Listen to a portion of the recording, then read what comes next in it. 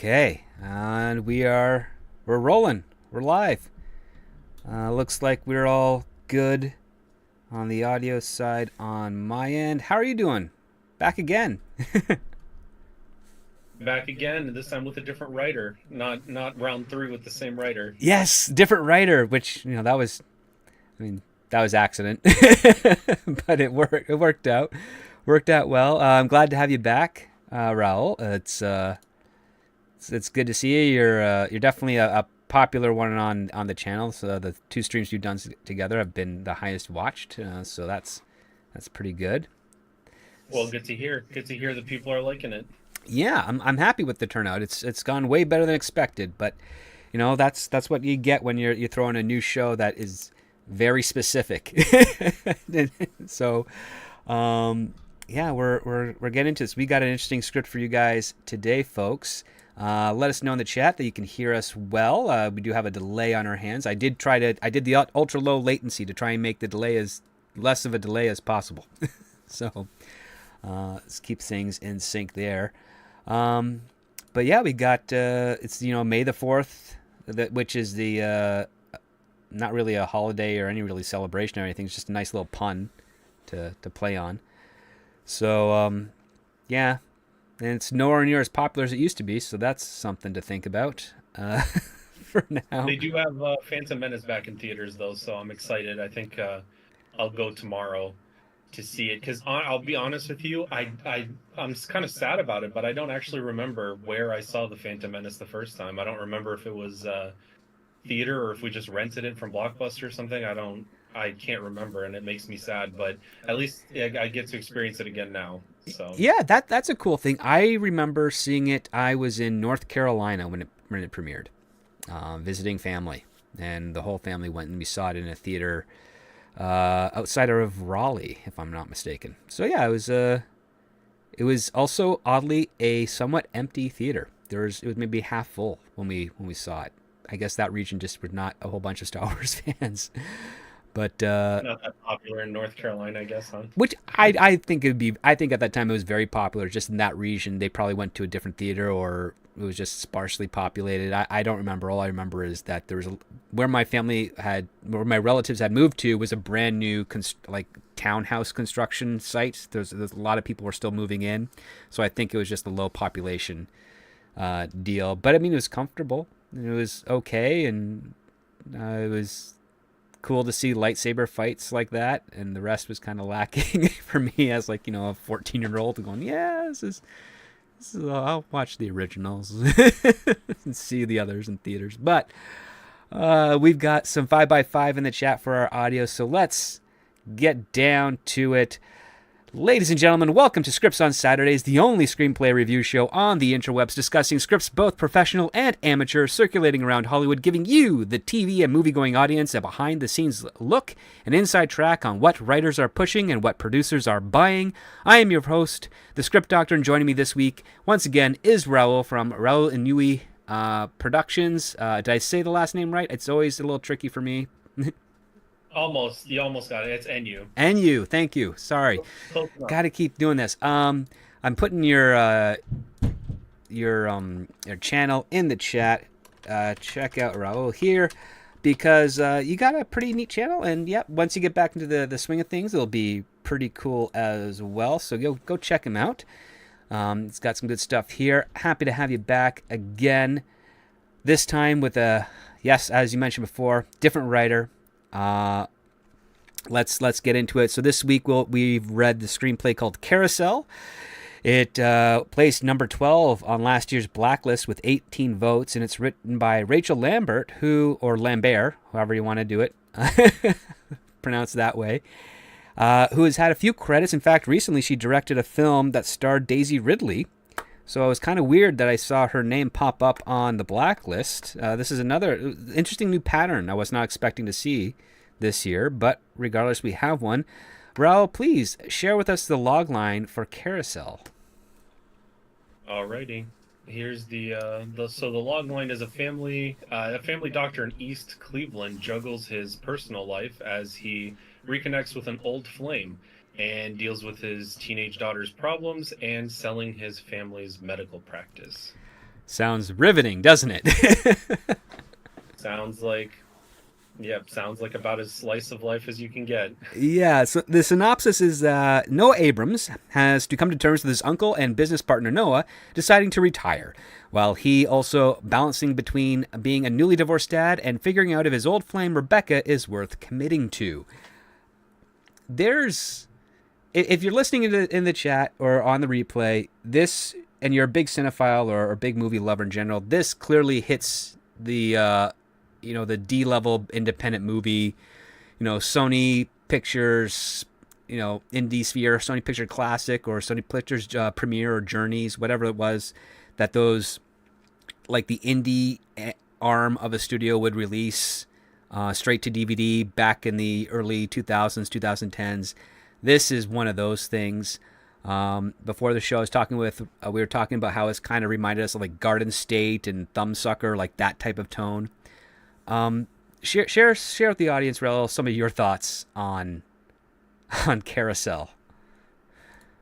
Yeah, I mean, I agree with what you said, and this one was an interesting one for me. I felt like it had some maybe interesting things to talk about. The setup was good. I think there's things in there that you could deal with, especially as a writer. I mean, you have the drama of a newly divorced dad, I guess, with his daughter, right? And then dealing with a sort of if you want to call it family business, right? And dealing with one of his I think, what was it, was it his uncle retiring, right? Yeah, his uncle's retiring.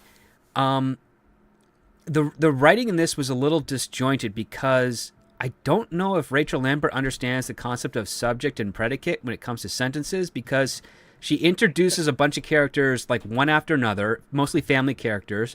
So she's like, this is Noah. This is Noah. He's the main character. This is Sam, who's Noah's uncle. And here's Abby, his sister. And I'm like, well, is it Noah's sister or is it Sam's sister? Because Noah was the last subject, and then you said, and his sister.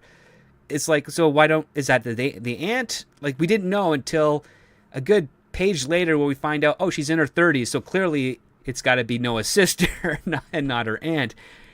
And there's other moments of this. I did notice there was some writing stuff like that where I was a little confused until like I read on further, and then it started clicking like, oh, okay, I guess that's what she meant.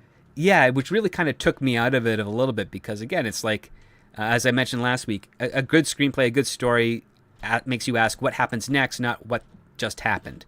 And when you've got stuff in the action scenes that make you go like, wait, what just happened? What's the relationship here? Why are we getting like Noah's uncle, his sister, and his mom all introduced in one scene? Oh wait, no, two of them are not even really introduced. They're just talked about in the action line, and we don't see them. And then that's what clicked for me. It's like, this is novelistic. They're telling me stuff that I would get in a novel, but I wouldn't get on a film.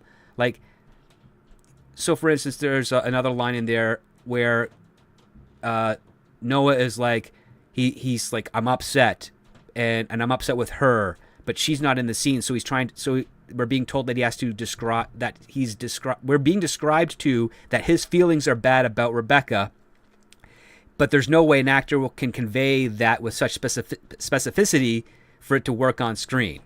So yeah, there was a lot of internal thoughts and feelings, things that I think don't translate very well to the screen unless you have some sort of intentionality behind it in the scene that you're playing, like with the characters actually there, or something or a narration, like voiceover narration would have helped a lot, because they're just blocks of texts.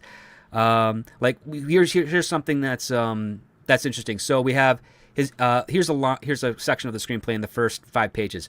His mother, Donna, used to work at the front desk, but she's since retired. Now she mostly attends classes at the Botanical Gardens and volunteers at the Jewish Center. We never see the Botanical Gardens. We never see the Jewish Center. We don't see Donna for at least another 30 pages. So how is this important to us at this point now in the script? Yeah, well, you know what? I meant let's talk about it, because I actually meant to kind of ask you about this. Cause sure. I don't know if I felt like there were too many characters, or the characters that they did introduce didn't really make that much of an impact for me to remember them, or maybe a combination of both. I just, like you said, if we would have seen Donna, I guess in a screenplay, right? Because you're thinking visually, how do I introduce these people? If we had seen Donna come out of a class or living her life or whatever, and then Hmm. they, Noah's going to see her or something, maybe that would make some sort of a difference. But when it's narrative style like this in a script, I'm thinking, how do I see this? Because I don't know how to convey Donna is a retiree, basically. You know what I mean? Like I don't know. So I don't know how you felt. And then also the amount of characters, I guess, was another thing for me. It just felt a lot of them felt similar, too similar, Hmm. and it didn't really make much of an impact in their introduction or the rest of the script. Like even Sam, who retires, I almost felt like that's right. That's a ripe storyline for um, him dealing with that, moving on to a new part of life. How does he deal with it? And you don't really get much of that. They have one conversation where he's sort of emotional, reminiscent, sort of Hmm. when Noah sees some photos on the wall. But that's about it. Other than that, I didn't really get much. Sam could have been a throwaway character, for the most part, for the rest of the script anyway. So I don't know. What do you think? I think it's a lot. I think the secondary characters probably had better potential for story than Noah because, to your point, Sam is a guy who he started this family medical practice with his brother. That was Noah's father. His brother has passed away. We don't know the circumstances as to how or why. He's continuing this practice with his nephew, which is Noah, and now he's gotten to the age where he has to retire it and retire, or at least he's feeling like he should retire because he might no longer be, useful in this. And we, I mean, that's a story where you're like, oh, I have to basically hand off this thing that I made with my brother to the next generation. He's all alone. He has no one else.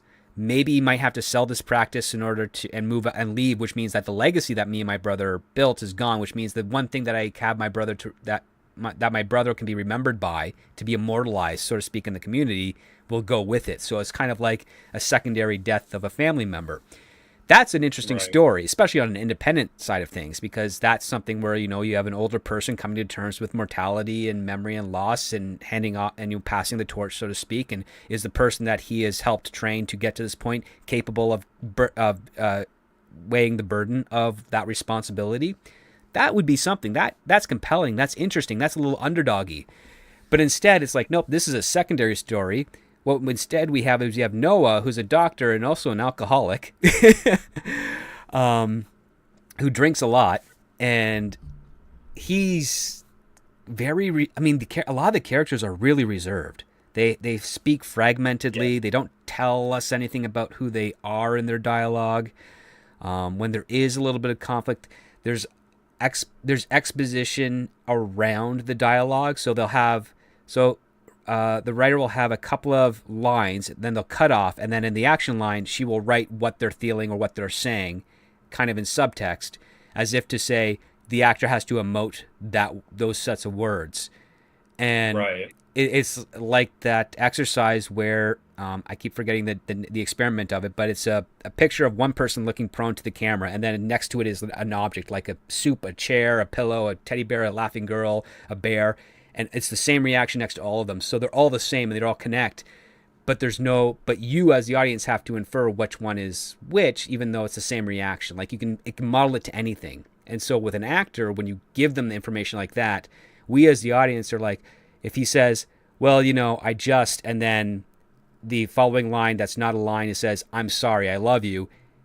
They can make those facial emotions, but not everyone in the audience is going to connect. That's what he's saying through the emotions, right?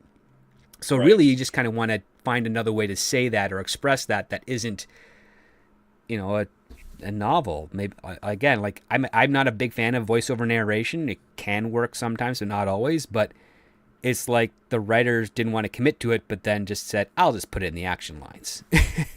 Yeah, and you're right, because it's a lot of like inner monologue stuff that doesn't, and like I said, it doesn't translate all that well. And going back to one thing that you actually said before, because I thought that was interesting about like the underdog story, and Sam having to sell this practice potentially, or telling Noah to look into selling it, and then he sort of goes, I wouldn't want to do that, whatever. You almost feel like as Noah as the main character would have more. points of these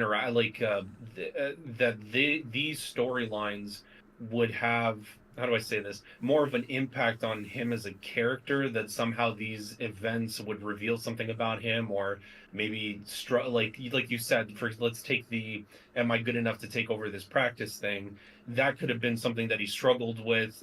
We could have seen maybe he was having like a hard time juggling patients and his daughter, and which she sort of kind of alludes to at the end of the script with we'll get there at some point, but it kind of alludes to it at the end of the script, but then it feels like it almost doesn't go anywhere. Like most of these storylines feel like the beginning setup of something, and then it doesn't go anywhere, or you kind of get dropped into the middle of a scenario, only see a tiny bit of it, and then you're pulled out immediately and you go to some other scene. Did you feel like that when you were reading this? Yeah, this is a sign of like a stream of conscious writing where the writer is kind of Right. figuring out as they go. Because I felt by the time you get towards the last, because this is a 115, 116 page screenplay, by the time you get to around page 90, you realize what Noah's flaw is, and that he's a control freak. He cannot believe that people around him can operate without his involvement.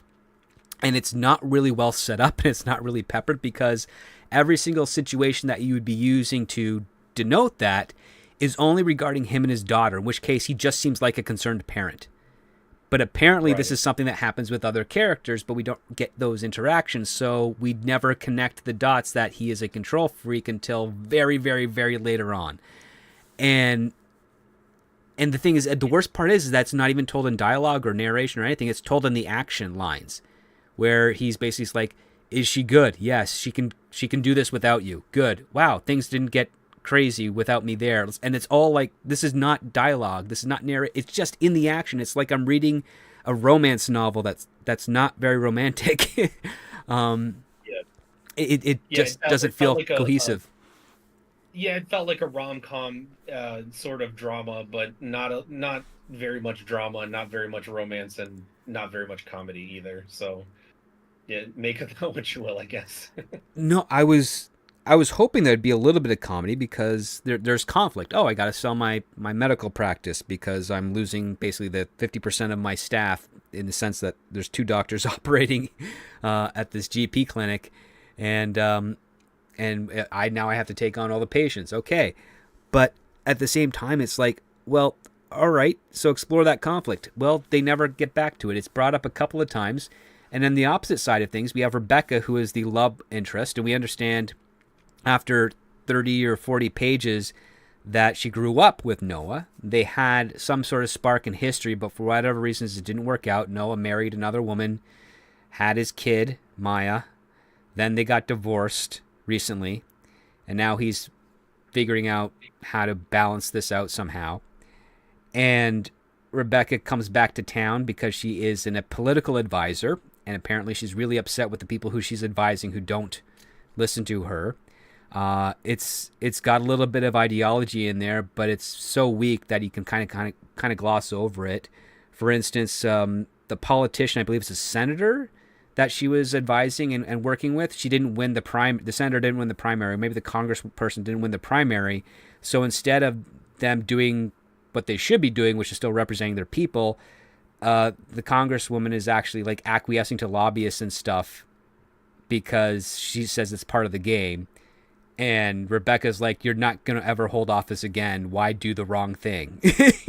Like that was her thing. And we don't know all the details of what the wrong thing is. So it could be a left-leaning thing or a right-leaning thing. We don't know. But you can infer what it is because of course, it's a person who works in Hollywood. But, I mean, thankfully, it's not on the page in this context. So she then just goes back home, and we get this Rashomon technique where for the first 15, 20 pages, it's all through Noah's perspective. He's doing things, he's texting to people, he's trying to get, sorted out, he's getting drunk at a bar. And then we see Rebecca's point of view where she's going through the same things, and then she's at the same bar, and she receives a text from Noah, and then she kind of plays it off like she's still not in town, even though he can see her at the bar, and she hasn't noticed him. And then we get these weird contradictions where She gets excited to hear from Noah, but she gets like a sickening feeling in her stomach. And then this is kind of vacillates between both of them, where it's like they care about each other, but they hate each other. And I'm just upset because this lack of commitment to where they want these characters to go and also what they want them to do inside the story is frustrating, because many times we'll have sections of the script where the writer will put in Noah will reach his hand for Rebecca, or maybe he won't. And it's like, what do you mean, or maybe he won't? You make a commitment here. Their relationship felt really weird. There was and a lot of it again was done through action lines and description, which I don't think would translate very well. You'd either get, I don't know, based on just what was on the page when you're reading it, you either would get that they're very disgusted with each other or very shy adults who don't know how to deal with their emotions, I guess. Very like almost like high school drama-ish type of relationship. Yeah. Yeah, so that it didn't work for me. I also you were talking about this technique that they do with the writing, um, with a back and forth timeline wise, and that didn't work for me either. I did not like that because I started reading on, and then I would find myself going, "Wait, what? That was okay." So they wanted us to kind of see what happened, and then we play it back basically to that moment. Yep. Um, but most of the time when they did that, nothing would happen in catching back up to that moment either. So it was just kind of a lot of nothing. We learned nothing new. Like that's it. We learned Right. absolutely nothing new. It's like, oh, you could have just taken these two sets of 15 pages, intercut them at the same time, and still had 15 pages instead of 30. Yeah, and then just have the moment where they're there together at the that was the sports bar, The right? sports When bar, they yeah. Yeah, right. So and then just have that moment and as kind of like the jumping off point then into the rest of the story, as opposed to this like we get to see this line A, to the bar, and then we jump back and kind of are rewatching everything, but with this other character. Yeah, it was an interesting technique, but I don't think it worked really well in this particular Yeah. case. So this is like a Rashomon technique or a vantage point technique, just for people that don't speak Asian. But so it's basically like if you want to tell a story from multiple perspectives, you need to have an inciting incident for each of those perspectives that tether together and create a cohesive whole of a story. And usually it's centered around a mystery. Something happens. Well, who do we get? We now look at point of views of all these other characters, and we see some overlap with some of the story, but it paints a larger picture over the events of what's going on. And ideally, at the end of it, you get the full story, and it's pretty satisfying. Probably one of the like for a lot of the audiences probably in here is probably watched children's cartoon shows. One of the most effective Rashomon style stories was in Batman the Animated Series called POV. It's where Renee Montoya and Harvey Bullock and some rookie cop are recounting a botched sting operation, and then that Batman may have died or not in it, and then follows it up and they close it off together. But the whole idea of them retelling the events that led up to a certain point in time is that technique. That's what the writer did here from the start, and then completely abandoned that technique later on. And then we're going through a bunch of time jumps because I was having a difficulty figuring out how old Maya was. What about you? Yeah, I agree. At some points, I was like, "Wait, so does this take place during? Are we like middle school, high school?" And then we jump ahead, and then at some point, it's like, "Oh, she's talking about going off to college." So I'm like, "Okay, there's time jumps in between there." So I had to go back and sort of reread it. And you're right too about the abandoning the technique there, but with the like not even intercutting, but just the different storylines that you see, the perspectives, because then it sort of becomes, after those initial 15 or so pages, it just becomes very linear at that point, minus the time jumps, but I mean it's still linear in progression. um Yeah, yeah, and and then Noah's age was a mystery half the time. it felt weird because it felt like he was in his 40s, but the way Rebecca is described, she's like in her 30s, but they grew up together and they're in the same school growing up together, and it's like, okay, you're mixing timelines here. And the most frustrating aspect of the screenplay is that I don't know what Noah wants. I don't know what Rebecca wants. I don't know what obstacles they are actually facing. It's using this very, like, this is the type of writing style I saw in my classmates when I was in high school, when we'd be experimenting with actually writing full narratives, where it's like, well, write what you know. Well, we know about life. We know that life is our obstacle. So we're going to show you challenges that we've had in our lives. And then, after your teacher grades it all with F's and tells you that's not storytelling, you learn, oh, you have to actually have a conflict. There has to be something more isolated with it. It's not life as a whole that is your antagonist. It's usually something within your life that is an antagonist that you have to go. And the sad part is that once I learned that and I started mastering it as best as I can, I still think I'm always learning at that part. I got to a point where I was privileged enough to teach at a college for a semester about this. And out of the students I had, it wasn't a large class, but out of the students I had, 2 of them still wrote this way, and they were older than me. These were adult students getting into the writing world as adults, and they were still writing like children. Like they know how to recognize a story, but they didn't understand the mechanics or fundamentals to create a story. And I feel that's probably where this writer is with this one here. There's no refinement. It's like, story is life. And that's what a teenager says, not what an adult says. Life is a collection of stories, not story is life. That's a lesson you learn as you get older. Yeah, and the best type of writing, especially when you're talking about screenwriting, is there's got to be a conflict, right? There's, like you said, it's conflict that drives this story that we're seeing.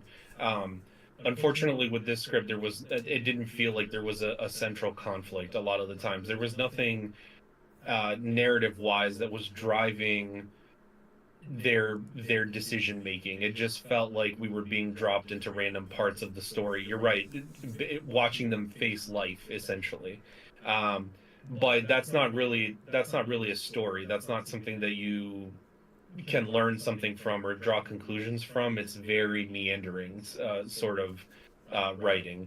You're right, stream of consciousness, right, sort of thing. It felt like there was a setup there where there could have been something. It feels like there could have been drama. I almost feel like maybe they were hinting at it with the relationship between Noah and Rebecca and sort of this I don't want to say co-parenting because she's not the mother, but like stepmother sort of relationship, kind of seeing her work her way into their lives, how that plays out. Like you said, working in his control freak sort of tendencies into the story, and seeing how that plays out and driving the drama that way. And some of these secondary stories could have weaved their way in as well, and at least that way you would have created some conflict, something, or maybe put him in a situation where he's forced to do something he doesn't like forced to sell his practice, or he can no longer afford to keep the lights on, he doesn't have the help or something, just to give it that backing, that drama, to sort of push the narrative forward. And that could have created conflict between him and Rebecca. You kind of see it a little bit. I mean, they reach a point where they sort of have a little bit of a blowout in their relationship, but I don't think that wasn't enough to drive the story. And that was only one scene in the whole script. The rest of it went back to random life moments that you kind of saw. Yeah, because there was no stakes to any of this. Like, that's the thing, it's completely absent of stakes. Even the whole selling the medical practice, that's touched on twice, but there's this far bigger subplot with Rebecca and her family selling the childhood home and getting it renovated and ready up to code so it can be sold. And we spend more time on that than we do on the practice, which means that the log line is kind of disingenuous because it's not about that. And for Rebecca and Noah, they have this great deal of apprehension. And then I think it's when the fireworks start off, which I believe is, like that's on 4th of July. Like, because again, the time frame on this is all over the place.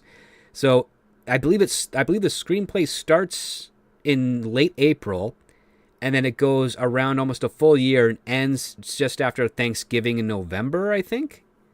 Or just after the Christmas holidays. I'm not 100% sure. It's really unspecific, but there's literally points where they do slugline, Cleveland, weeks later. And you're like, why are we jumping weeks later? What's going on in between this? But we have this dynamic between Noah and Rebecca where they are shy about wanting to be together.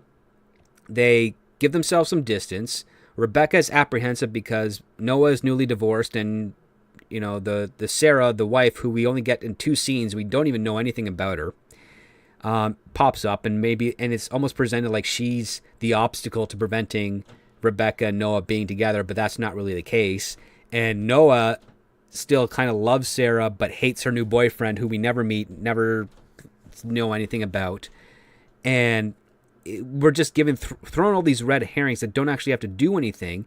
But when the night of fireworks happens and Noah shows up to Rebecca's place, and they finally embrace for the first time, but they don't consummate anything, even though for some reason the writer says maybe they're undressed, maybe they're not. It's like that's literally in the story.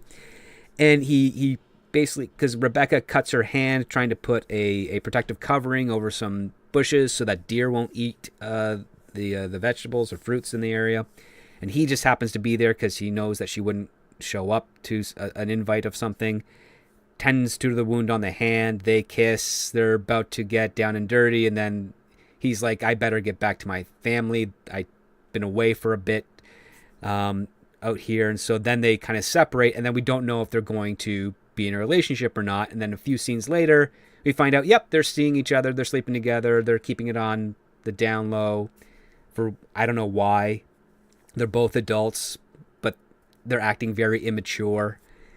And the other part too is then we find out that Rebecca has completely quit her assistant job for government employees, and is now a teacher at the high school that Maya is attending, and she's a summer school teacher there primarily for like civics and debate, and Maya has got onto the debate team, and now we've got this other new subplot where now Maya is seeing Rebecca not just as an old friend of her dad's, but as a mentor and almost pseudo mother figure, without Rebecca actually trying to impose or be that. And we don't get any real conflict exploring that between her and Noah at all. Like, even when they finally sort of acknowledge that they're in a relationship, if they are, it's just mind-bogglingly weird. Because like, how did you find the debate stuff going? Yeah, and well, like you were saying too, it's a lot of it is alluded to, right? There might be a problem, because I think at one point in the script it says, doesn't it talk about? I think it talks about how the daughter would feel about this if the relationship was public or whatever. So it's almost like every other potential setup in this script.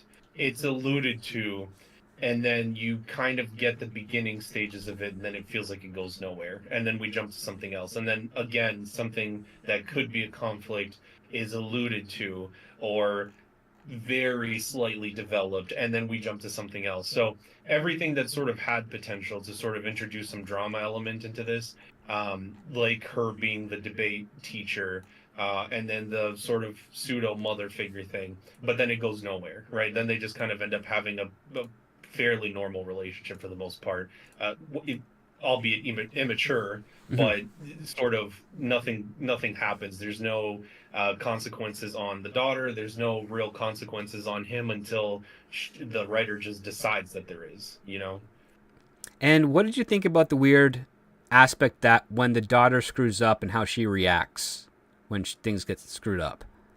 If you want to share that weird thing in the script. Yeah, because I don't know what that was about, to be honest, to be completely honest with you. It's one of these setups that go nowhere, and it's one of these ideas that maybe could have developed into something that could have been a conflict there, could have developed Noah somehow. Maybe we could see Noah kind of go in a different direction, develop his character, but again, it goes nowhere. She kind of has this, the daughter has this blowout.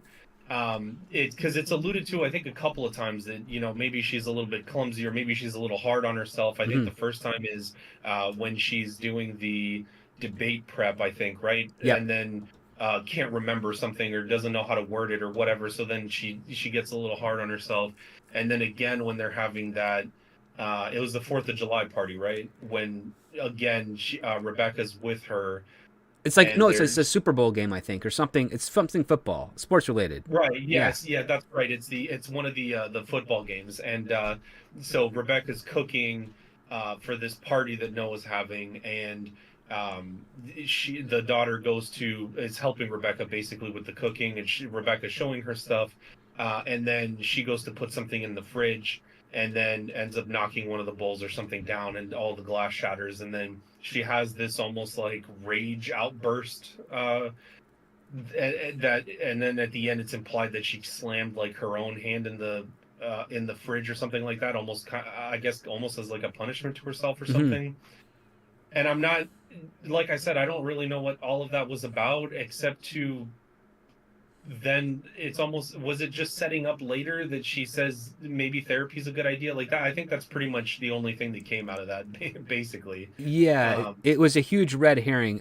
We get a hint of it at the beginning because she forgets one of her flag assignments at home, and That Dad has was to it. go Yes, back it and was get it. the homework that she forgot. And when Yeah. she forgets it, she starts like drilling her fingers into her forehead, and it's almost like she's physically abusing herself and calling herself stupid. And it just it's a behavior that Noah seems to acknowledge is something that she does, and he tries to like mitigate a little bit, but he's not ever addressing the core issue, which is like, why would a Yeah. kid act this way?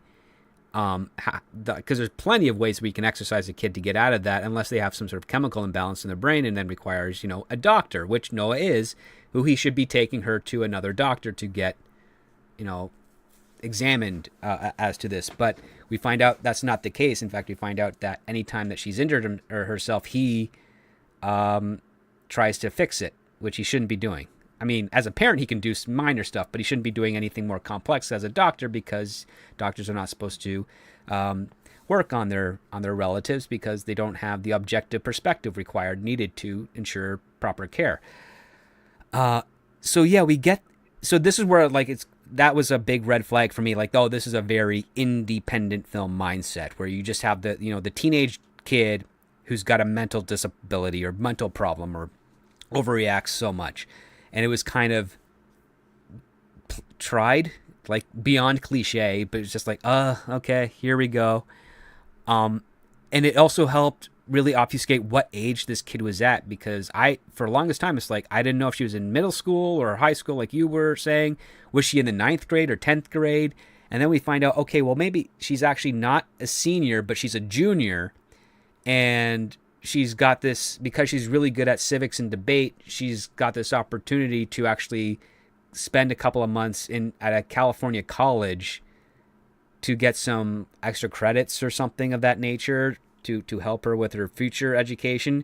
And what's really messed up is that while she's being driven to the airport, we literally get a section of the screenplay where it says Maya is looking out the window, and she understands that the entire emotion of what this will mean to her now, and she'll remember it years in the future that this is a very important moment. It's like, we will never as an audience understand that is going to happen. Yeah, yeah, yeah.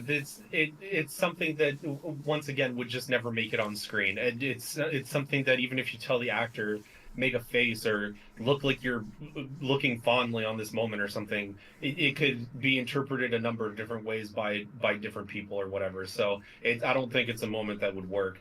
And yeah, it's the same thing. To be honest with you, what you were just saying about like this, her going to this school in California, that too wasn't really very well explained. I wasn't sure why she was going, besides the fact that she has the ties to the debate thing. Mm-hmm. It wasn't really used as much more of a plot point than that, and then or I guess a reason to. I guess I'm not get rid of her, but she goes away and kind of does her own thing, and then we sort of refocus back on Noah at the end. Um, but yeah, uh, it was very, that whole aspect of it was very confusing, and then her whole emotion thing, like I said, almost seems like just I get, like you said, sort of that indie mindset, but almost just seems like a tick box, like, hey, we need to mention therapy, Yeah. mention that she should go to therapy and deal with this. Okay, good, we got it over with, great, and then just moved on from there. Because I don't, after that incident, I don't even think it came back up again, did it? For Nope, the whole rest of the script. That was not a it. single time, because they have that incident. Rebecca does the right thing. She treats the wound, gets Sam to follow up with it. When Noah finally comes back and he notices that there's a bandage on Maya's finger, he's immediately trying to investigate what's happened, what he has to fix it. Like, this is the first hint that you actually understand, oh, he's kind of a control freak, because Right. we haven't got that at this point. And it's like, okay, so he's doing this for the sake of just doing it. Um, I could listen. I know a number of doctors. I've got them in my family. If anyone gets injured and they're taken care of and they're living, they look at me. Okay, great, you're alive. Good, moving on. Because there's a triage mindset that a lot of doctors have, where if you're not dying immediately, you're fine. Right. That's what they care about. The parental and emotional side comes in a little bit after, but there's usually a lot of practice and years behind it when they have a teenager who has scraped their finger, and it's like, oh, it's a finger scrape. Jeez, want me to cut it off? Like, that's the jokes that you'll get from doctors, that Yeah. of parents and stuff. This one here was clearly inauthentic, but it's was only used, I think, to start an argument and a divide between Rebecca and Noah at this point, because Rebecca did something that was nurturing and motherly, and when Maya was freaking out that she's like tried to say it wasn't an accident, it was incompetent, and Rebecca's like, no, it's not incompetent, it was an accident. Those things happen, nobody's perfect. And it puts Maya in a position that I don't think she's ever been in before or been told before, because it kind of like stopped her. It's like almost like this is the first adult that has talked to her and says, you shouldn't be hitting yourself, you shouldn't be swearing like that, it's just no big deal. Like, it's not as important. You're putting way too much more importance to a glass bowl with tchotchkes and food in it than it ever deserved. you know Yeah. and of course there's also, again, on like on what's the word I want to look for, just it's ongoing narrative in the action about what's happening on the screen that's not actually able to be conveyed.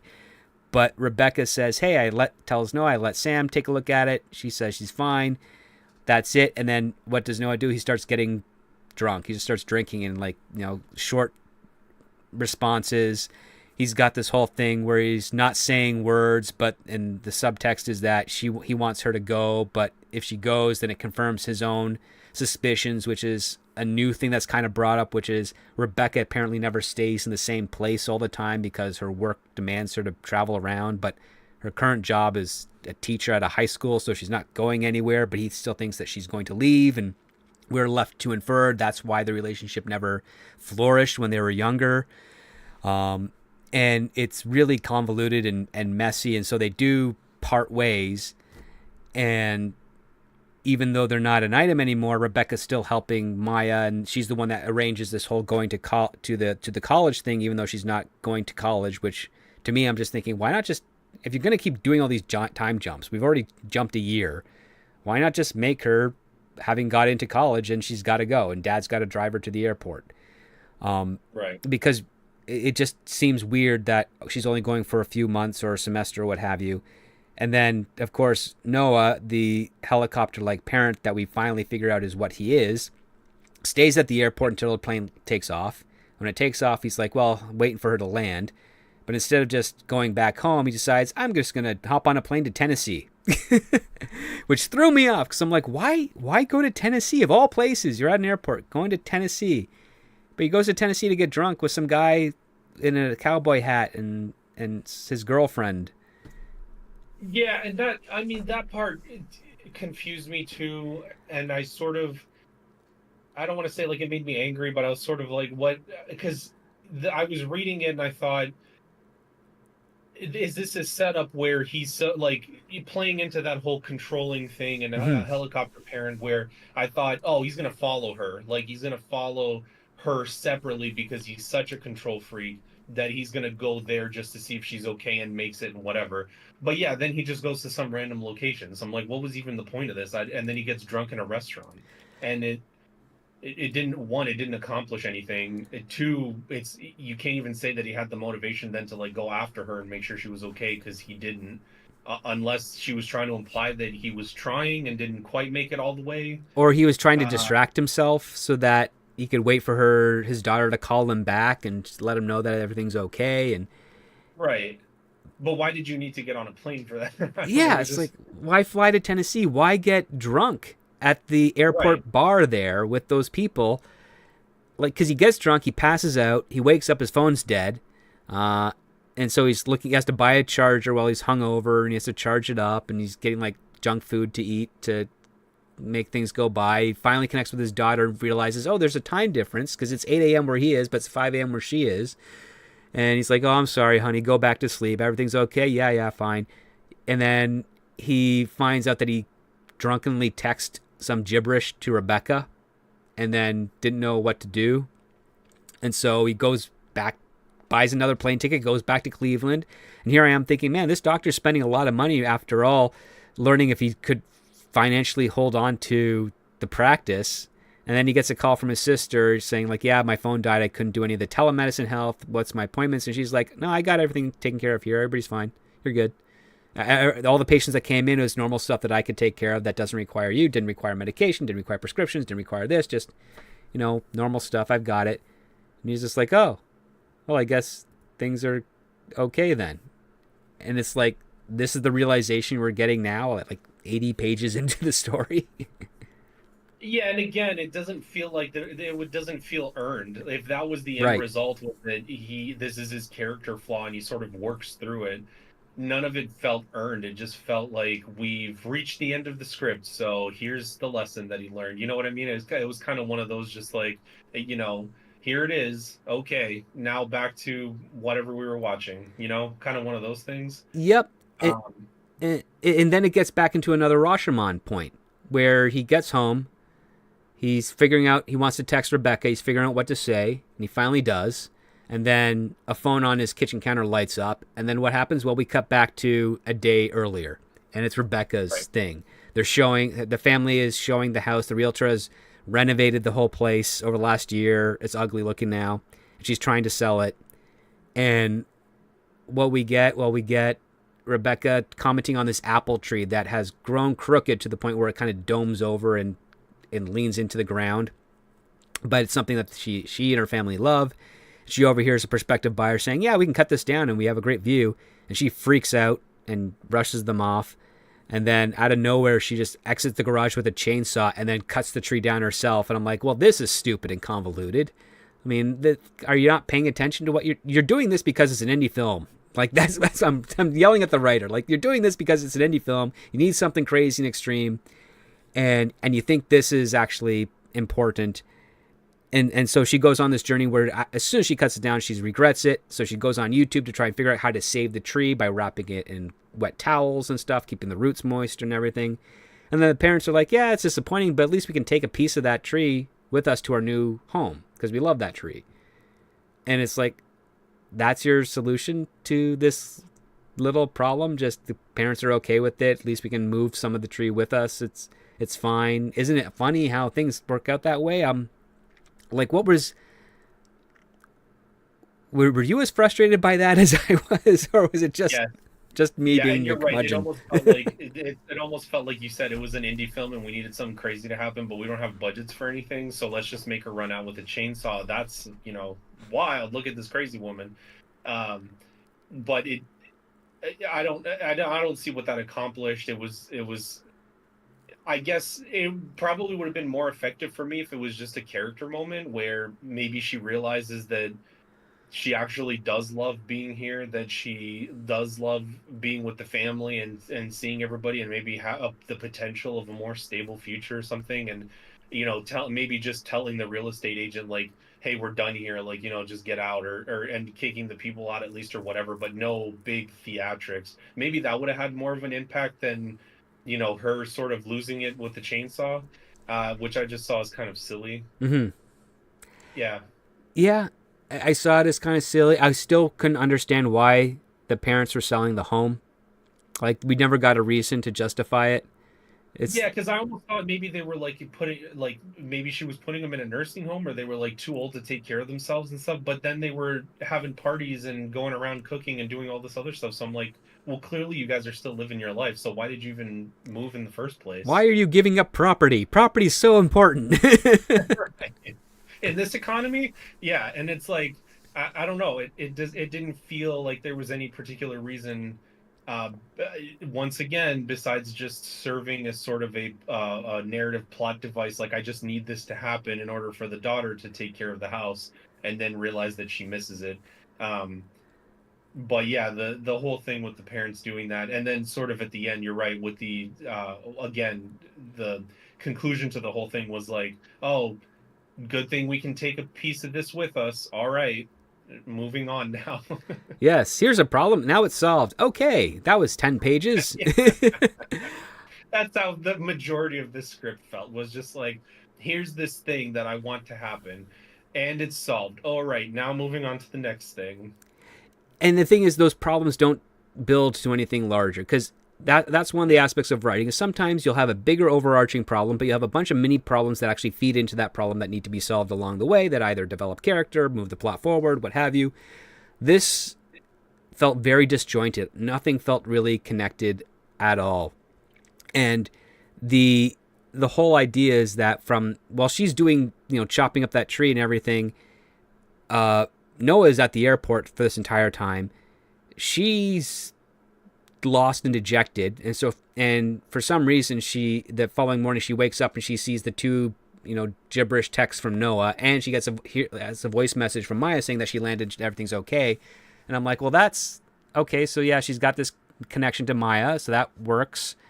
And so Rebecca just gets the strange idea to head over to Noah's house, and she does, and she sees the family dog is inside, all excited and whatnot, and she contemplates, finding the spare key to go inside and let the dog out, and the dog has, made a mess in the living room that she cleans up, and she just wanders around the house empty and feels uncomfortable, and we're all being told this in the action line, so we'll never actually be able to visually see or convey that she feels uncomfortable unless the actor, if they were to ever film this, the actor really has some, like, a master's in mime, and then she starts contemplating, like, writing a text back, but then she puts her phone down, she lets the dog out in the backyard, goes outside, and then she turns around and there's Noah inside, registering that her phone's on the counter, and then they go inside, and then instead of having a scene, and this is the ending, and we won't spoil it, but we'll just tell you that it is not a scene. Yeah, it's definitely not a scene. It's like, how do you have not a scene in a screenplay that's a collection of scenes? Well, here's how. You know what it felt like, and I don't know if maybe you feel the same way, but it felt like we were trying to do a awkward conversation. Nobody really knows what to say, but we're just we're kind of just doing stuff to get over the awkwardness or whatever, hinting at there's a potential future here, whatever. Mm-hmm. But instead of actually doing it through clever dialogue or mapping out how that conversation should go or doing something clever, it just felt like, here's stuff, you and the director deal with it, Yeah, it's like the Cliff Notes. The last 2 pages are literally like, I don't want to direct or dictate what these 2 actors are going to do in this scene. You let them figure it out. That's the pacing, how much pauses they take between lines. And here are a bunch of lines that I'm not even going to associate with any of the characters. Right. And they're just going to be no names. Names. You're not sure who's saying what. It's just a collection of thoughts that she threw out on the page, essentially, for the last, page and a half or whatever of the script. Something like that, yeah. And I think it even says in the description of all that before it starts, like, director and actors figure it out, and also actors, if you want to throw in some extra words or whatever, feel free. Yeah, it's basically like, when they feel ready, they will begin this conversation. Like, that's a scene direction for some reason in this part. It's like the actor should feel it fine to make the other laugh in places. Punctuation can be followed or not followed. Words can be repeated if they want. It's so undefined in something that needs to be defined. The whole question is, like, stories have a goal. And what is your goal? Define that goal. How do they get there? What obstacles do they face? How do they overcome it? Do they succeed? Do they fail? What are the consequences of either of those outcomes? All of that has to be, that's the work that comes with writing a story. And literally we had a writer here that technically phoned it in at the end. And what shocked me is that this came in 12th place out of all the other scripts on the blacklist. That's very shocking when you said that, because I didn't even look at it. But yeah, when you said 12, I was like, really? What did the other screenplays look like then, if this was 12? Well, we've already read a couple that are far lower voted on the blacklist that are far superior to this in all the basic tactics. So for whatever, I mean, only 18 producers voted for this script. So we've got a huge gap between the number of actual people that liked the top few scripts versus the rest that are kind of neck and neck, where their positions are really based on a single vote on that list. And this one here, I mean, if I was working for Blacklist or working for any of these producers and I saw a script like this, I'd immediately tossed it into the trash. I'm like, no, this is not. It's number one, it's incomplete. Number two, there's a ton of grammar, spelling errors. I have to question whether or not this person actually is English as a first language or a second language or a third language at some points. There's a lot of padding to this. There's no structure. Characters don't act their age. I mean, some of the arguments are very, very immature and childish. And don't get me wrong, I understand the generation of people born in the 80s living now kind of still have a little bit of immaturity to them. But there's still a lot of people that know how to act mature in difficult situations and don't act like 14, 15-year-old people. And seeing that of the main characters just felt disingenuous because it's not real drama. It's more like, and it's not even in the context like these two are so happy that they're together that they're kind of embracing that arrogance and that youth that comes with the new relationship and the excitement, especially when they're reliving kind of old times again. And it's not exposed as a flaw. It's not even really explored in any manner at all. They're just presented as, here are some events, and this is how they behave. And that's exactly how I felt for the majority of this script too. And we were kind of talking a little bit before this, and we kind of shared the same thought. But it was, first of all, the characters act incredibly immature. Noah more so than Rebecca. Rebecca seems to have a little bit of a better head on her shoulders, but it's implied anyway in the script that maybe she's a little non-committal, a little flighty, whatever. Mm-hmm. I think a couple of times actually it's like she says flight or flight, instinct triggered or whatever. Right. When it comes to some of the actions or when it comes to some of the reactions in the scene, I guess after something happens. My problem with it is that I'm okay if the characters start out that way, but like you said, when you have a story, you're trying to get somewhere. We're trying to either teach a lesson, show how the characters have changed, ideally a combination of both. And by the time you get to the end of this, one, it's any sort of it's hinted that there's a potential future there, I suppose. We're not really left with a solid answer. It's just sort of up in the air. But it's hinted at. But in my opinion, when you read this, nothing changed between the two characters, nothing significant anyway, where there's no ultimate character revelation. There's no, I realized I was wrong, I'm going to change my ways. Like you said, since most of this was just, we're exposed to some scenes, here you go, this is what happened, and here's the resolution I wanted it to come to, but none of it seems to result in character growth. If there is any sort of relationship, let's say, that develops at the end, or if this is sort of a happily ever after moment, it doesn't feel earned because there was no conflict or drama or character change. So at the end, you're almost left with this sense of, I just watched two people's lives, nothing all that much changed. I don't think I learned anything from any of this. So why was this 117 pages or 116 pages, whatever it was, Yeah. It's totally sucks the air out of the sails of any type of boat that this could potentially be. And it's got artificial conflict. For a story that takes place over a year and a half, you'd expect the characters to have had some growth or change or revelation. And none of those points are there. Like, one of the aspects of story is that you're exploring another world and you're exploring what these characters are doing, and you're seeing essentially the most significant events of their lives. That's why it's interesting. That's why we want to pay attention.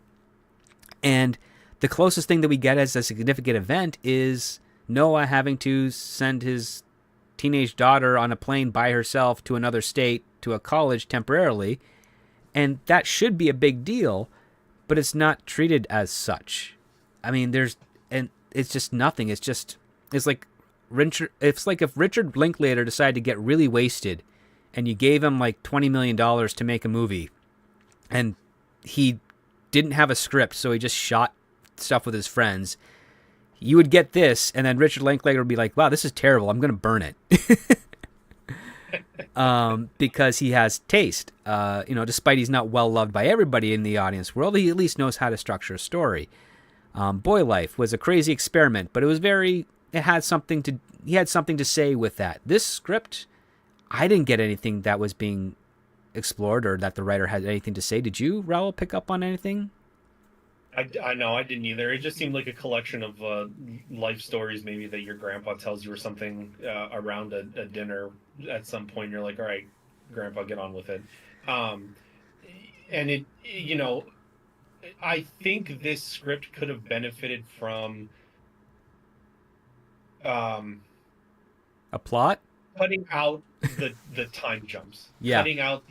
Cutting out the let's jump around these people's lives and picking one of those conflicts that came up in this script, picking one thing, and let's do a deep dive and explore that problem and what conclusion we come to and how it changes these characters, instead of and a lot of the aspects of the stories that are there could have played into it. We still could have had the Rebecca as her teacher mother figure. We still could have had the debate stuff. We still could have had Maya with the sort of dealing with the behavioral, maybe that's a consequence of the divorce, being hard on herself, maybe feeling like it was partially her fault type of thing, which I think was also alluded to but also didn't go anywhere.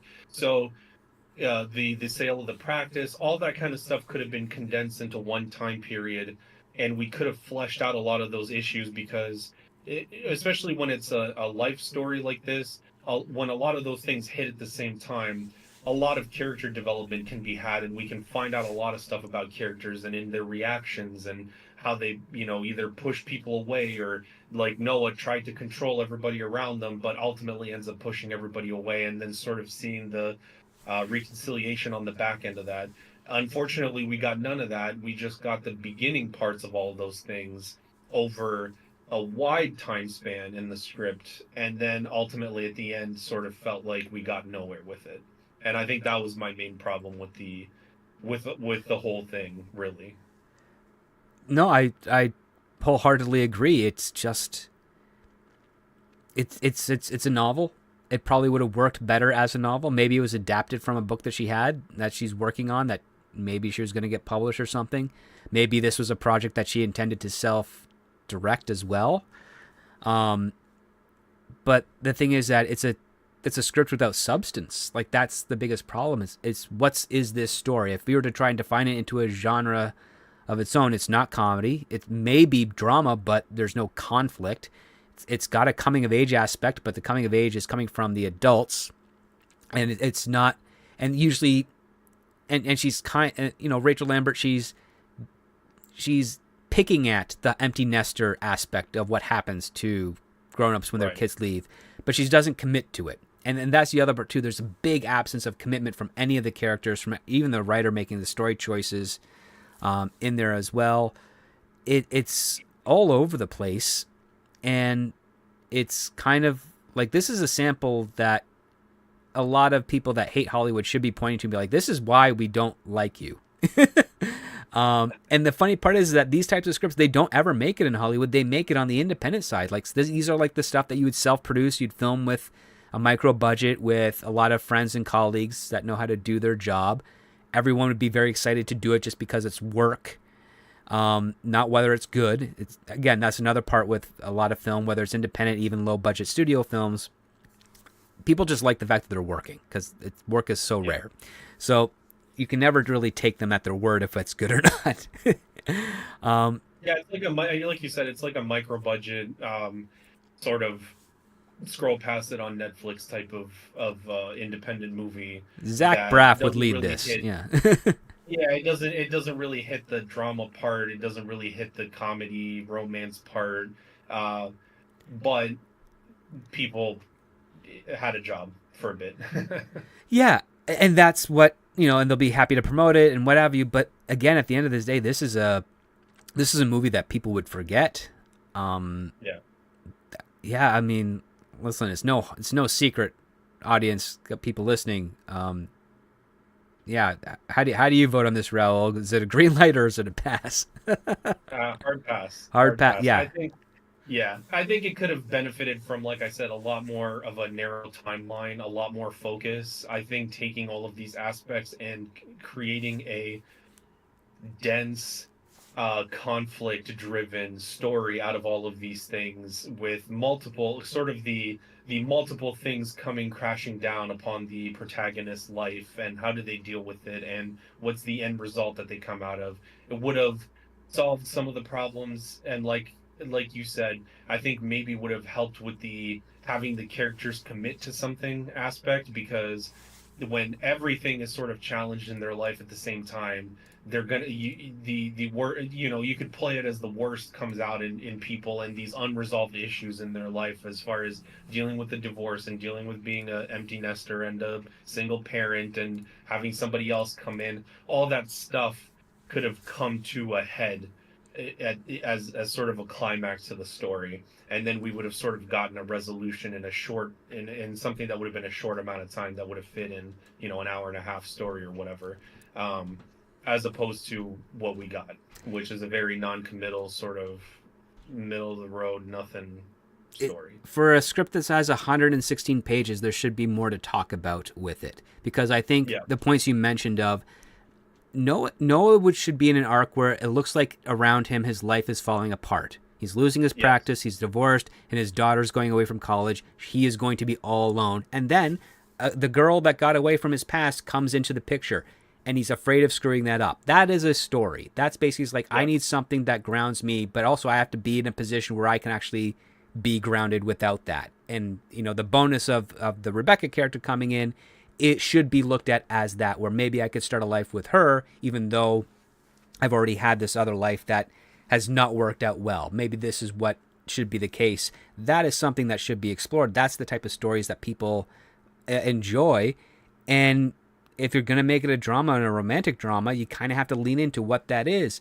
And this story, I mean, even though they meander for the first 40 to 50 pages, once they hook up Noah and Rebecca together, that's them for the remainder of the script until we have that convoluted, pseudo breakup, followed by the trip to California / Tennessee, and then back to, are we getting back together? Well, we'll leave it up to the actor and director to decide. And here's 2 pages of really weird, non-specific dialogue notes, and it's just vacuous. It's and like you said, that aspect of he's a control freak, but and his life is falling apart around him, and then here comes this woman that he could potentially have a future with, but he's gonna screw that up because of who he is, and his controlling nature, to try to prevent the rest of his life from falling apart, right, as he feels everything start crumbling. That makes for an interesting conflict, and also it's very relatable, because I'm sure that's a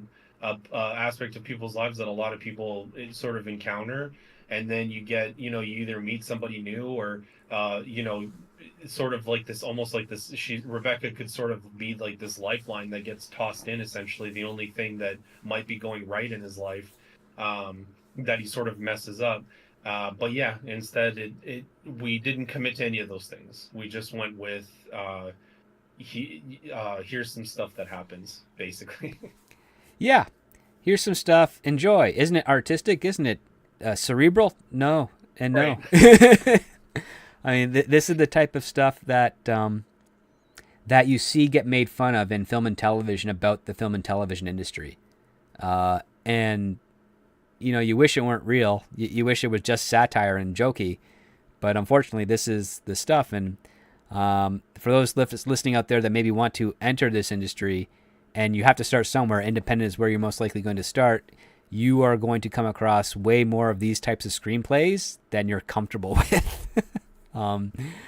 And I will say this, it raises suspicions, because we were talking before the show how I started noticing a pattern where some of the people that were making impact on the blacklist, that were landing positions on this blacklist, have some credits, some fairly interesting and notable credits, and some interesting and notable representation that you don't normally see in this sphere. And I'm wondering what that case is, because my theory is that if you are, say, represented like this woman is by CAA, which is one of the top agencies in the industry, you don't need to make a mark technically with the blacklist. You have that agency at your disposal. They should be hooking you up with all sorts of connections, networking you, sending out your screenplays to get financing or bids or development deals. You don't need an avenue like the blacklist to do that. And if you do, that would denote to me a larger problem with regards to their prospects. So yeah, that's something I was not expecting with doing this type of show, but could be interesting. And I think once we get to the end of the year, we'll have a better understanding of what's going on, especially as news comes out over what's going to be put in production for the next few years. And maybe some of these scripts that we're reviewing will be candidates for that. So yeah, it's really weird. But I will say there is stuff to learn from this script, a lot of what not to do's. I'm definitely going to be using this as an example if I ever get clients or colleagues that have novelistic writing in their screenplays, where they're just telling us something that could never be shown on screen, or communicating information that is not going to be shown on screen. I would pull this one up and be like, see this? Read this section here? Yeah, you know how that sucks? Yeah, that's what you wrote. Fix that. Don't do this. Yeah, you're right. That novelistic way of writing, and you're right. This would have played better as a book, where having that character's thoughts and emotions thoroughly described on the page would do something. Would it reveals a part of the character or whatever that you only get through a novel. But unfortunately for the screen anyway, I don't think much of this would translate. And if it did, it would be very clumsy. It's also, a lot of the times I feel like movies like this, if they're funny, if they lean into the comedy aspect at least, maybe not silly comedy, but like almost like a, I don't know, Crazy Stupid Love or something, where at least it's funny, it's got good jokes in it, the actors are charismatic, at least, where you look at them and you go, yeah, it's like Steve Carell's funny. I could have overlooked some of the stuff, but it didn't even lean into that aspect, really. I wasn't laughing at any point in the script. I don't think there were any jokes. There was some conversations back and forth, I think, with Rebecca and some of her friends, but again, not really played for laughs, not really comedic in any way. Yeah. No, so at best, catty. I mean, she has two friends, one that's in politics and one that's the principal of the school that she's teaching at.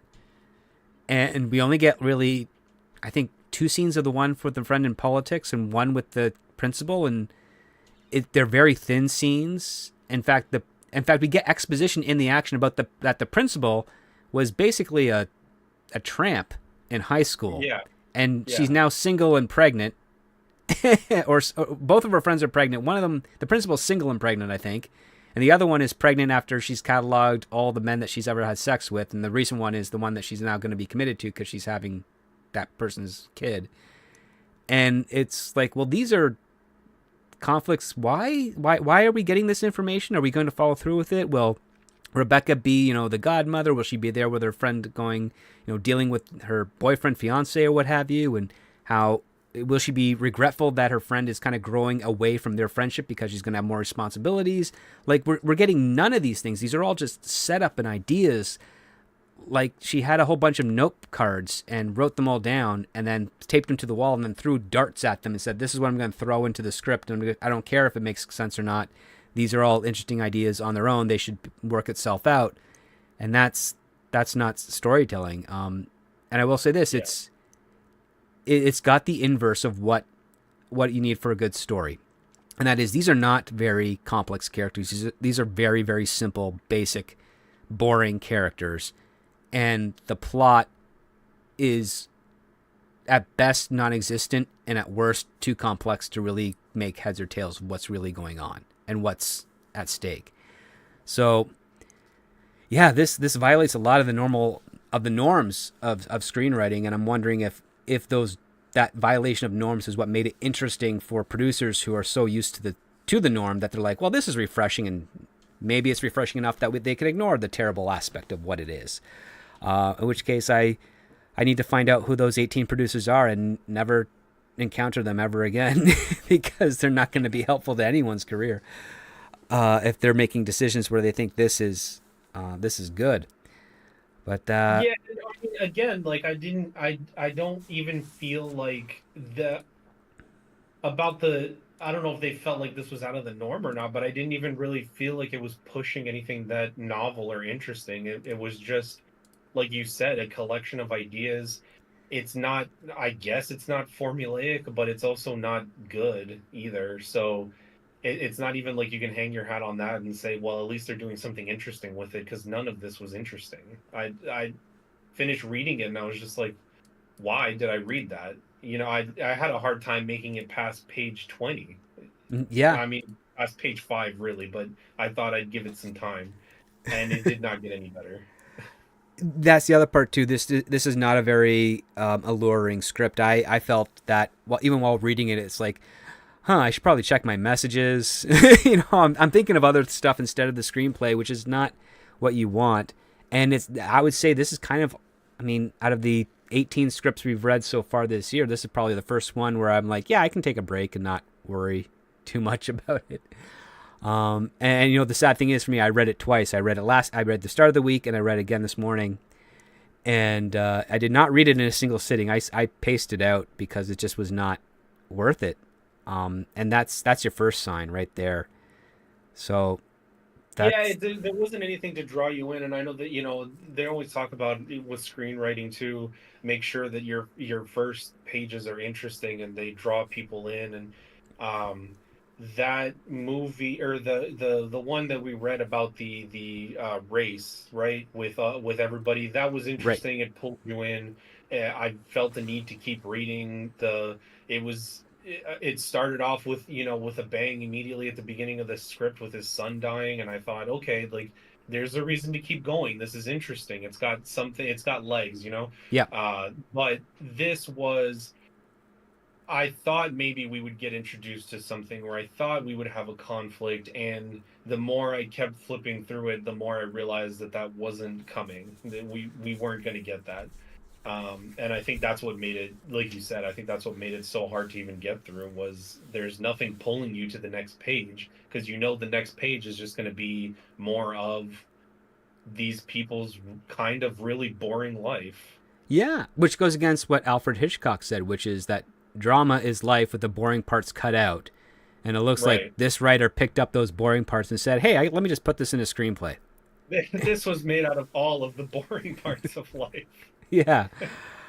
Oh, boy. Well, I think that's probably as much as we can really say on Carousel, aside from the fact that, how does the title Carousel reflect anything that's going in here, other than the fact that it goes around in circles, I guess? I was going to ask you, too. That's the really boring ride that goes around in circles without accomplishing anything. I don't know. That's the most parallel I could draw to it, I guess. That's the best I can do, because I'm like, on the surface, the title does not really associate to anything overall with the characters. I mean, just the screenplay you mentioned earlier, Pumping Black, well, that's about, blood doping and getting the best races and all that other dark stuff that happens with competition. It's just kind of empty. And but it's still a learning experience. It still shows that there's, and you know what, I'm kind of happy that a writer and / director who has managed to work with some notable people is actually not moving forward enough or well enough that they have to rely on using the blacklist to get some points, because that might tell me that the rest of the industry is saying maybe you should go back to formula, so to speak. I would have really have Yeah, and this is appreciated a formula in this. yeah, I would say that this is like a good, not even good. It's an outline, and we should refine this a few more times, Hmm. narrow down the timeline, narrow down the conflict between the characters, and then do a couple of drafts of that and figure out where it goes. There was potentially some things that could lead to conflict, potentially some things that could lead to character development, and it wasn't explored or picked up. I just feel like this was the first draft and we just went with that, or not even a first draft, I guess. Back to what I said, it's more of an outline. It's just Hmm. here's some scenes that I think might play out. Let's figure out if I string them all together, if this is enough to fill 100 and something pages. Well, I think the other part too is that it's also overwritten because this story in Yeah, itself, when you break down the beats and you say, let's say you have 5 pages per beat. Well, of the beats is like, guy finds out he might have to sell his practice. Guy meets girl. Girl works on selling her mom and dad's home. Daughter goes to summer school. Girl ends up teaching at summer school. Gets into the debates. There's 25 pages ish there, and that's already half the movie. So I mean, it's not yeah, really. They're not really doing it's a good story economy either. So yeah, this is I mean, it's a disappointment, but it again, as I can say, it's actually a learning experience. Like if you want to call this an outline, this is fine. Just get all the thoughts out there on the page. Get to an ending. That's cool. Take a step back from it, look at it from afar, and be like, okay, well, where's the actual structure here, and pick that out and go for it. Because I mean, the other part too, as I said at the start of the show, I still think Sam's story is probably far more interesting. The hmm fact that he might have to say goodbye to something he and his brother established, and he's at that retirement age, and it's not. And the one thing he thought might have outlived him is not going to. He's going to outlive it. And there's nothing worse than outliving something that you created. Whether it's an definitely. invention, a property, or a child in that manner. Like those are all horrible aspects of it. So that could Yeah, have and been like you said, something. I think maybe tops shoot for that 90 to 100 maybe page count, but Hmm. this is also way too long. I mean, not even for what just happened. I feel like even if you rewrote this, it's still too long. Probably would be. Yeah. I mean, listen, if I was tasked, you got to turn this into a story, I'm cutting at least 80 pages out of it. It's just, Yeah, there's just so much that it just doesn't do anything. I would literally make this like, if they said, no, you got to make it a Noah's story and it's got to be about Rebecca and his daughter Maya, I'd be like, okay, it's about him not being able to deal with his daughter going off to college, especially at the other side of the country. Because yeah. that's human. That's something a lot of parents can relate to. And him coming to terms with that. There's something there. There's a parallel of growth that both characters have to do. Because even And like, it would have and it would have given the story some heart. Yeah, yeah, like you said, it's about that coming of age almost, that and coming to grips with it and everything, and sort of dealing with the parent side of that too. And I think that would have had some heart, and I think it could have related. A lot of people could have related to that. So oh yeah, and then there's also the apprehension. Like, listen, many of us listening here have had to leave home and be out on our own, and the irony is that at first you think it's scary, and then you realize, well, wait a minute, it's just normal. It's yeah, fine. and You're good.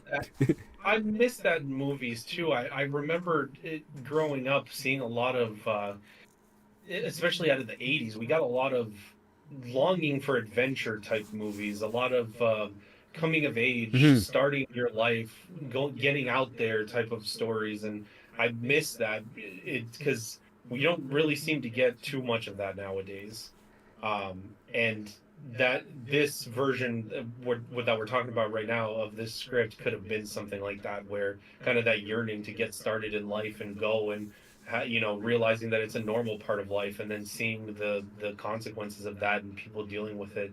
I feel like could have at least brought some of that sense of hope, uh, exploration, adventure type of thing. Right. Um, Even in a simple story like this, where it's going off to college and leaving your parents or something. But yeah, we didn't get that. No, we did not. So one of the things that I guess we can finally address on this is that sometimes a screenplay can actually tell you a great deal of insight with regards to the writer. And I would say that this writer does not know much about life or things in general. Yeah. I think they have a very, very slim experience of the world and of other characters and interactions, as anyone who would read this script would find out. So yeah, I mean, it's disappointing. I will say this: congratulations to Rachel for getting onto the blacklist and for actually having some film credits that she's directed, especially directing Daisy Ridley, who not people may not really like, but I think she's a fine actress who just hasn't gotten all the best roles, as you know, tends to be the case. You take what you can get as an actor, you do the best you can, and hopefully you make an impact. So yeah, that's pretty much for it for me on my end. Raul, any final thoughts before we call it a night? Yeah, I, I think we're pretty much on the same page with all of this stuff. I think the only thing for aspiring writers too is if you have something like this or if you write similar to this, it's not the end of the world. I think that, like you said, there's a lot of lessons to be learned in this. So Mm-hmm. if you pick up on that, this could be better. It could turn into something really great if you put some focus behind it and rewrite it a couple of times and get a structure and figure out what the main conflict is and let that drive your characters. So it's not like you can't come back from this. It's just surprising to see that this made it out in the state that it made it out in, I guess, is what I would say. But it's not like there's no hope. Exactly. I mean, I would say that's absolutely true. Yes, you can always bounce back from this because number one, it hasn't been made into a movie and people haven't had seen how bad it is yet, so you've still got that for you. Uh, and number two, yeah, maybe you just had to get this out, and ideally you'd come back to it and figure out how to make this into a proper cohesive story that hits the emotional beats that whatever's rattling around in this writer's mind can be articulated on the page. So And potentially find some producers that will push back on you a little bit. oh God, yeah, having a great producer or manager or agent that says no, you can do better. These are the things that make a movie a movie. Those are always very helpful, but not always easy to find. Yeah. So yeah, I think that's it. I want to thank everyone out there for listening into the show, and if you're watching on the replay, please thank you again. Be sure to do all the things to show your support, thumbs up, and all that jazz. It's always nice, not required, but always nice. If you haven't signed up, consider signing up for my Patreon. That's patreon.com/scriptdoctor, where you find out what screenplay we'll be reading on the Mondays every day, as well as I pepper out some screenplay reviews and some movie reviews as those become available to me. It helps support the channel. It also helps support the show. It's also got a 7-day free trial, so you get to see a back catalog of everything that I've ever posted on the Patreon. There's lots of content there for you to explore, great lessons, great screenplay reviews, great private interviews, and everything else of that nature there. So please go feel free to check that out. Also, feel free to check out Raul's channel. The link is in the chat here, and I'll repost it again for everyone out there. Quickly before we go, Raul, tell us a little bit about what you do on your channel and what stuff you might have in the future when things get back to normal for you. Yeah, everybody go check out the channel. It's talk about all sorts of filmmaking stuff. It's mainly a lot of stuff up there right now, resources for color grading. I have a video coming out this week actually about building your look in DaVinci Resolve. A lot of DaVinci Resolve stuff for now, but I have a couple of other ideas coming this year as well. So filmmaking content, we'll talk directing stuff, and yeah, go check it out. All right. Appreciate it. Go check that out. I'm sure you'll very much enjoy it as I have. For now, I want you all to have a wonderful weekend, and we'll see you all next week with the next script. So thank you so much, everybody, and never forget, when it comes to great story, it all starts with the script.